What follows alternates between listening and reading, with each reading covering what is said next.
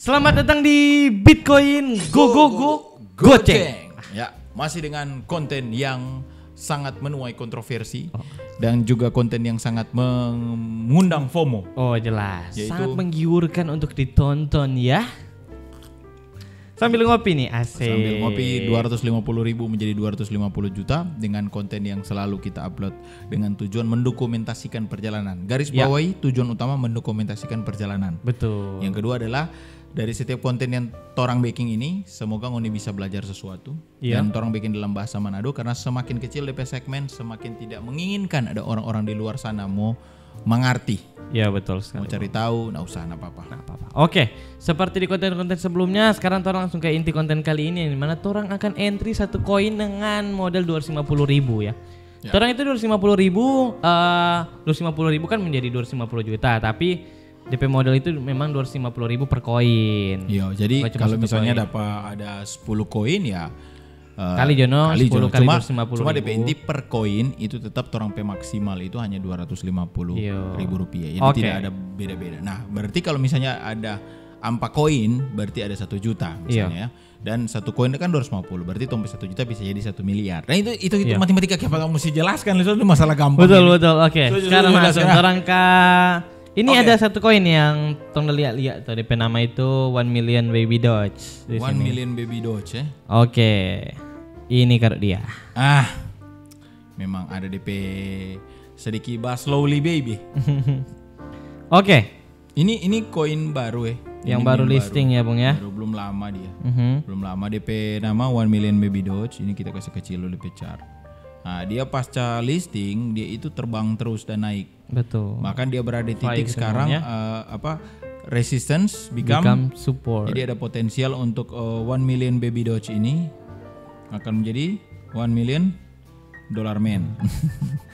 Nah, jadi DP siklus ini ya, gara-gara dia ada di titik ini ya, di titik resistance become support. Nah, ini berhati-hati, dia akan berpotensi untuk naik. Tetapi kenapa kami memilih ini? Ada alasannya. Ya. Dan alasan itu tidak akan kita sebut di sini dong. Jelas. Dan tentunya untuk 1 million baby doge kita akan mengambil posisi short ya. Jadi semua konten yang kita bikin adalah posisi short.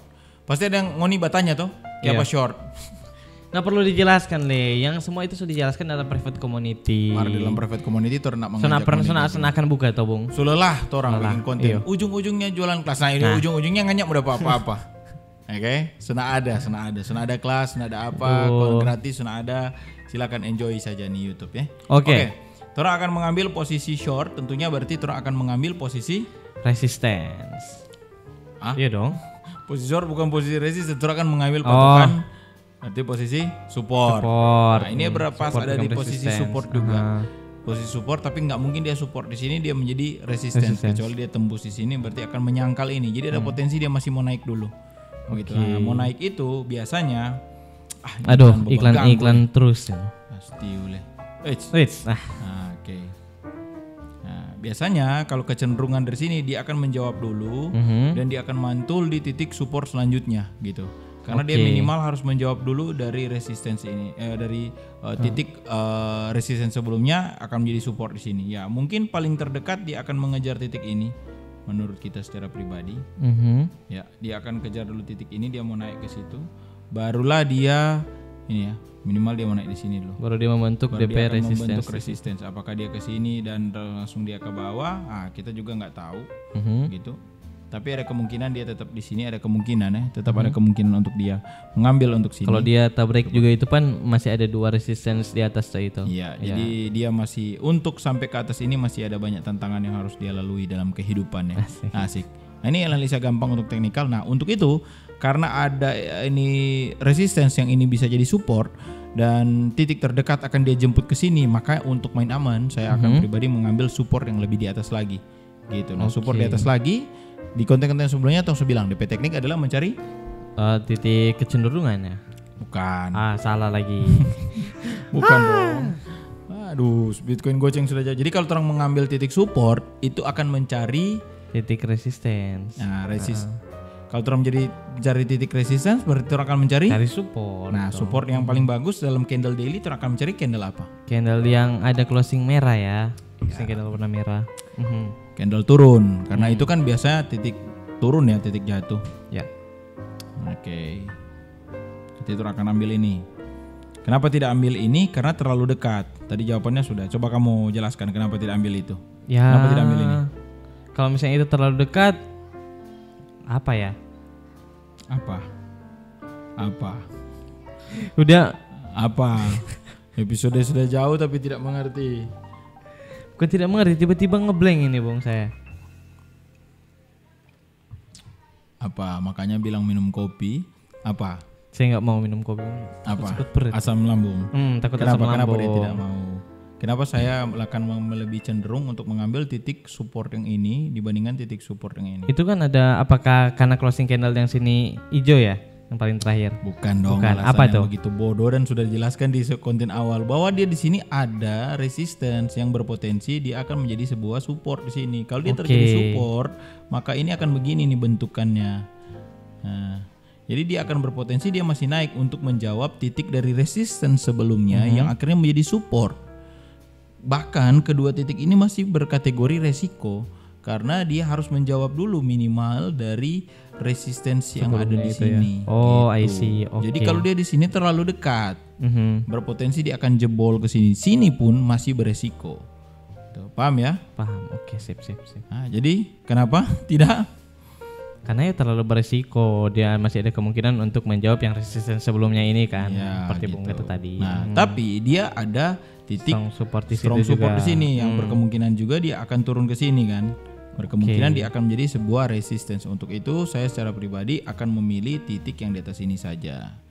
Gitu. 1 million baby dodge. Titik di area atas ini. Ini bisa jadi dia akan langsung menjawab ke bawah, tapi karena ini udah break, jadi saya rasa dia hampir tidak mungkin menjadi sebuah titik resistance. Ini saja. Oke, karena kita dapat titiknya di sini, kita bikin bold dulu. Bikin apa istilahnya itu? Circle ya? Betul. Circle. Kita bikin circle di sini. Tandain. Pada saat kita masuk ke dalam akan lebih, kita ke time frame yang lebih kecil ke M5 saja. Bisa bebas sih. Berapa? 15, 5 atau apapun. Nah, oke, itu. ini titiknya. Yang itu ya Bung Sana tuh. Nah, titik support berarti kita akan mencari sekarang titik yang namanya dinamakan ini areanya ya. Berarti kita akan mencari apa?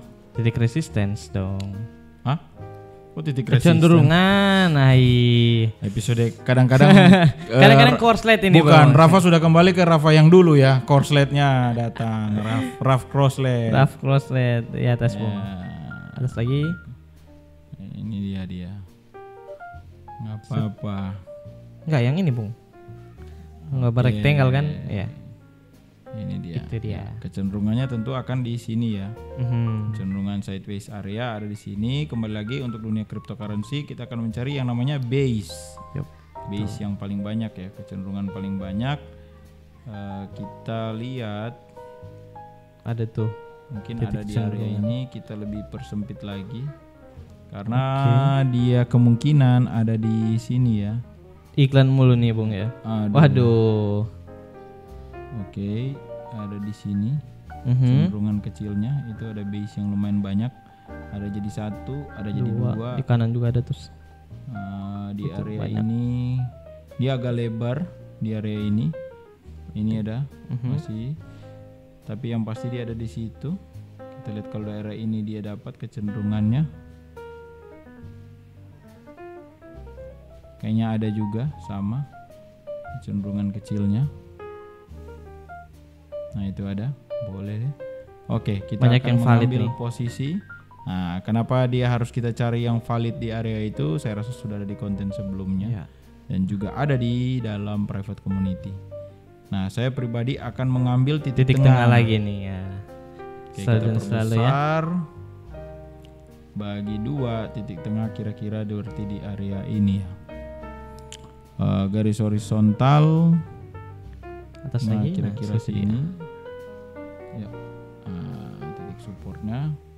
Oke, sekarang kita udah dapat. Sekarang kita akan memberikan dia label di bawah ya. Itu dia price label, harga. Oke. Kita ganti warna dulu dong, warna biru. Nah, sip. Terus kita akan menentukan titik stop loss. Stop lossnya kita bikin pendek saja, sangat amat di atas pendek. Itu Bung, ini ada strong resistance ya. Ada strong resistance di sini. Karena strong resistance itu kalau dia memang mau tembus resistance-nya, maka dia pasti akan menjadi support dan akan memang tembus. Ini ada berapa kali ya? Banyak 1, 2, 3 di kanan juga ada 4 kalau nggak salah. Jadi saya rasa 1, 2, 3, saya akan bikin stop loss di sini. Label price dulu di sini. Warna merah ya. Merah dong, karena stop loss kan warna merah. Oke. Nah, kita akan menentukan titik take profit seperti biasa di paling bottom ya. Kita paling bottom. Ya, di sini. Ya, take profitnya di area ini kita ambil di sini. Oke. Take profit kita ganti ke warna hijau. Oke. Saya rasa seperti ini, kita pindah ke daily dulu. Lihat dulu ini Bung, apa namanya? Coba dibantu ini, digeser dulu. Kayaknya ini harus digeser lagi ya, supaya tidak terlalu mendekati. Supaya nggak pas buka daily. Buka daily dia jadi kayak ini masuk di satu titik ya. Oke, sip, saya coba bantu Bung. Oke. Atau gini aja sih sudah oke. Saya rasa. Oke, kita sudah dapat juga itu titik entry juga itu sih udah kelihatan banget. Baik kan? Oh jelas dong Bung. Jelas. Tinggal kalian screenshot aja itu ya. Ya, jadi saya akan melakukan posisi short sell di harga berapa itu Bung? Di harga 0,0031796 dan juga untuk take profitnya di 0,0026340 dan stop lossnya berada di 0,0032092. Ya, dengan harga dengan kecenderungan yang seperti itu saya rasa stop loss yang kita punya akan lebih dekat, artinya dengan resiko yang lebih kecil. Nah, tapi kali ini karena resikonya semakin kecil, semakin tipis ya, semakin tipis. Berarti akan membuat secara pribadi saya akan memiliki leverage yang lebih besar. Berapa tuh Bung? Kali 50? Leverage kali ini akan kali 2 yaitu kali 40. Oke, kali 40. Jadi kalau sebelumnya kita pakai leverage berapa ya di konten sebelumnya? Di konten sebelumnya itu kali 15 kalau salah. Ya. Kali ini 40. Jadi agak lebih besar dengan take profit yang lebih panjang. Ya mungkin segini ya sudah. Dan juga tipe margin isolated ya, pasti isolated. Kali 40 dengan memanfaatkan 250.000 sisa dari uang itu dan juga take profit yang begitu besar. Oke. Sekarang kita balik dulu Bung. Master Cam langsung kita. Oke, sip. Tinggal kalian screenshot ya. Ngapain gitu kan udah disediain masa nggak screenshot itu titiknya. Oke. Seperti itu. See you panjang lebar. At the next episode. Bye bye. Saya sangat bersyukur sekali karena muncul di Bitcoin Project ya. Artinya bukan karena murahnya Bang ya, tapi niat Abang dan teman-teman yang selama ini ditonton di Bitcoin Coaching itu agak beda gitu dibanding yang lain kan kebanyakan fokus ke trading. Dari Bitcoin Coaching itu benar-benar mengajarkan kita tuh mulai dari nol. Di tiap trade saya hampir 1 bulan juga. Di area di 3 dan 4 di area ini Happy benar karena saya disambut dengan baik di sini. Ya tiba-tiba kebanting ke 40.000 kan. Nah, itu karena kalau menurut saya potensinya kalau dia berhasil nge-break area double bottom. Nah ini kita dapat ininya nih. Double bottom. jiwa muda semua nih. Keren-keren abang-abang semua sini.